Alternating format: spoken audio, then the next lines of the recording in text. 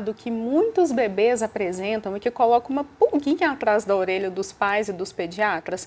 Será que é asma? Será que é bronquite? A preocupação pode ter fim com um diagnóstico que muitas vezes indica que aquele bebê está com a síndrome do bebê chiador. Mas afinal, o que é isso? E como, enquanto os pais, nós podemos identificar e, claro, buscar ajuda para tratar o problema? Quem conversa comigo hoje sobre esse assunto é a médica pneumologista da Saúde no Lar, Michele Andreatta. Michele, prazer ter você aqui com a gente hoje. Eu já começo te perguntando, todo bebê chiador tem asma? Bom, primeiro, o prazer é todo meu e não, nem todo bebê chiador vai ter asma, né? O diagnóstico de asma, ele demanda tempo, ele demanda investigação e o bebê, ele está num processo de amadurecimento do sistema respiratório. Então, ora o sistema respiratório vai ter uma resposta muito exagerada e ora o sistema respiratório vai ter uma resposta suave, vamos dizer assim. E isso ele vai começar a aprender a dosar. Então, o bebê, ele está aprendendo o tempo inteiro, né? E isso traz os sintomas.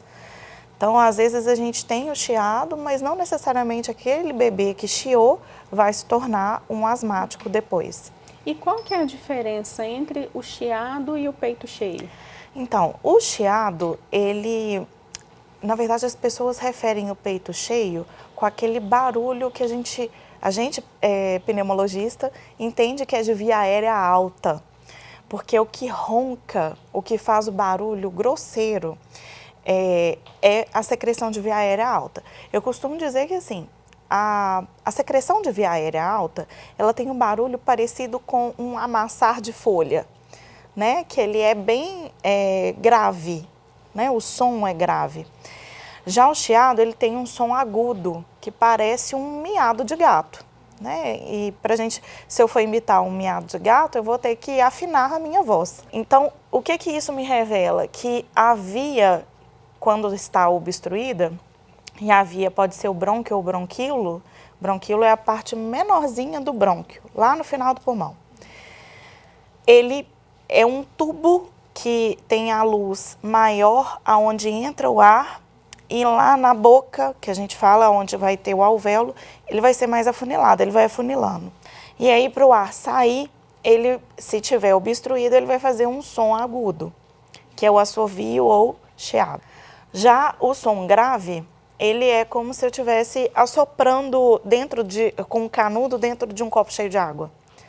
Então, aquele som do borbulhar é de uma secreção que não está dentro do pulmão, ela está do lado de fora. Dentro do pulmão, quando ela acontece, eu tenho outros sons presentes. Um deles é o chiado. Então, o que eu costumo falar para os meus alunos? Nem tudo que chia é asma e nem tudo que ronca é pneumonia.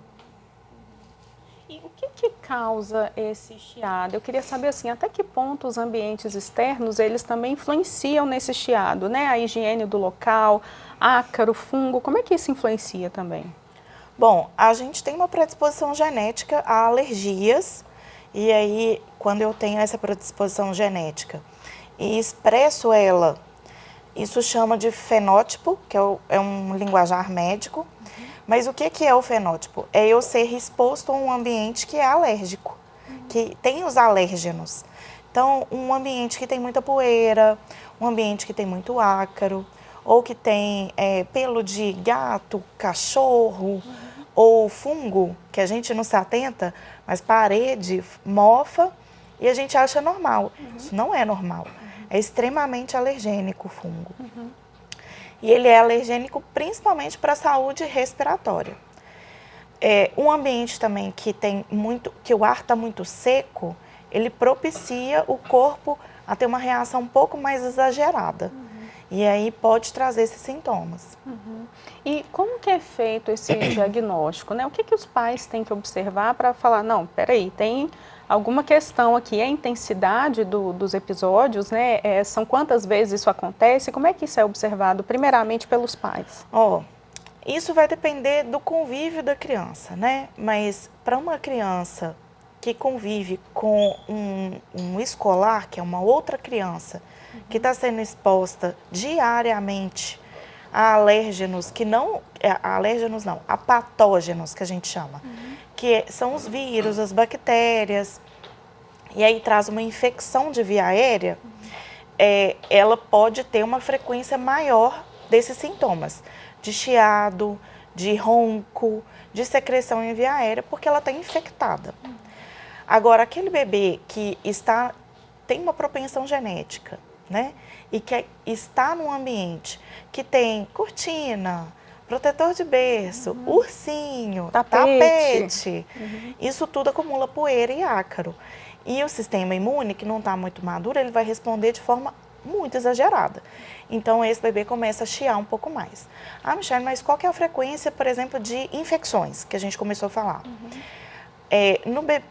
Na criança, no primeiro ano de escola, ela chega a ter essas infecções uma vez por mês. Então, eu costumo falar que é assim, uma semana bem, uma semana mal. Entrou na escola, adoeceu. Uma semana bem, uma semana mal. E isso é normal, porque é a resposta do sistema imune sendo ativado, amadurecido, e o corpo aprendendo a responder àqueles estímulos externos.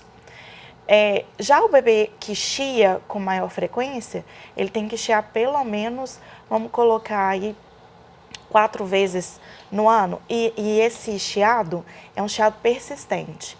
Então, ele tem que durar, né? De 4 a 12 semanas, pelo menos. Então, se você pensar, é quase que o ano inteiro chiando, né? Porque se a frequência vai ser muito alta, se a frequência de infecções dele vai ser muito alta, a frequência desses sintomas também vai ser alta, né? E a gente só fala de diagnóstico de asma para aqueles bebês que persistem no chiado após os 2 anos. E é crônica essa condição, e eu queria que você falasse também sobre os tipos de chiado. Você falou do persistente, mas existe o contínuo também, né? Existe. E aí, o persistente e o contínuo, eles são mais comuns naqueles bebês que, vamos dizer assim, não tiveram tempo suficiente para amadurecer, que são os prematuros. Né? Muita gente sabe, mas é bom a gente reforçar, que o sistema respiratório é o último sistema a amadurecer durante a fase gestacional. E ele demora a amadurecer anos, né? Para a gente ganhar imunidade, para o sistema responder de forma correta. E se eu não tenho a produção de uma substância que chama surfactante, que ela só é produzida no final da gestação, esse bebê tem maior propensão a chiar. Por quê? Porque ele não produz o suficiente dessa substância. E isso fecha a via aérea, porque ela é uma substância que mantém uma tração, vamos dizer assim, uma força. Ela exerce uma força para que os alvéolos fiquem distendidos, aerados. Se eu não tenho surfactante, as outras forças que existem também no nosso pulmão, porque tem ar, elas puxam o pulmão de forma centrípeta, que a gente fala, para o centro, fazendo com que esse pulmão feche. E aí a obstrução da via aérea vai dar aquele barulhinho que é o chiado.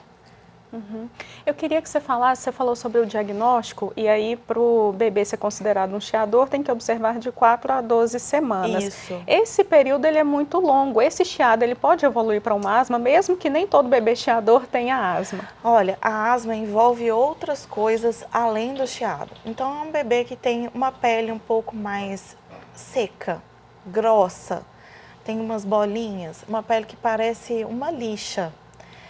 Isso a gente chama de atopia, é um dos sinais que colaboram para eu pensar que esse bebê, depois dos 2 anos, vai ser diagnosticado com asma. Tem outras coisas também que envolvem os alérgenos. Lembra que eu falei que o bebê está sendo exposto, ele aprende com o tempo? Então, a gente dá esse tempo de 2 anos, na verdade, depois a gente reanalisa dos 2 aos 6, porque esse bebê, ele precisa formular lá no sistema imune memórias de ativação para responder àquela alergia, né? Então, por exemplo, como que você sabe que colocar a mão na trempe do fogão pode queimar se tiver com o fogo aceso? É a memória que você É tem. a memória que você adquiriu. Não necessariamente você precisou ir ao fogão para colocar a mão e sentir que está quente. Mas em algum outro momento você teve acesso ao fogo ou alguma superfície que estava quente, colocou a mão e não necessariamente você queimou, mas sentiu que estava quente. E o organismo do mesmo jeito. Responde da mesma forma. Então aquilo que se parece com o que ele não gosta, que ele viu que trouxe uma resposta negativa para o sistema imune, ele ativa o sistema imune de forma muito rápida. Como se eu chegasse aqui, visse, eu não gosto de amarelo. Aí eu chamo todo mundo e começo a atacar tinta na sua calça para trocar a cor dela, porque eu não gosto de amarelo. Então, é basicamente a mesma coisa, como se eu pedisse para todo mundo carregar um balde de tinta só porque aonde tiver amarelo eu não quero. Entendeu? E o tratamento? Rapidamente, para a gente finalizar. Bom, o tratamento nas crises alérgicas, de uma forma geral, envolve corticoide. Diferente do que as pessoas acham que é um antialérgico, e o antialérgico a gente chama de antihistamínico, o antihistamínico ele não ajuda tanto nessa fase. O que vai controlar o sistema imune e diminuir a produção de resposta vai ser o corticoide. Né? Não precisa ter medo de corticoide, mas a gente precisa de uma indicação precisa, médica, para que evite os efeitos colaterais trazidos por ele. Né? Mas basicamente é isso, é o corticoide. Tá certo, eu queria que você passasse suas redes sociais para quem tiver interesse. Sim, bom, da Saúde no Lar é o @Saúde no Lar, né, que é onde eu trabalho. E eu trabalho também na Santa Casa, mas aí a Santa Casa é via SUS, né? E a minha pessoal é @doutora Michele Andreata. Tá certo, obrigada, doutora. Como vocês perceberam aí, a síndrome do bebê chiador, ela merece atenção especial e acompanhamento médico. Busque sempre um diagnóstico preciso e tratamento adequado para aliviar os sintomas e melhorar a qualidade de vida dos bebês. Até a próxima.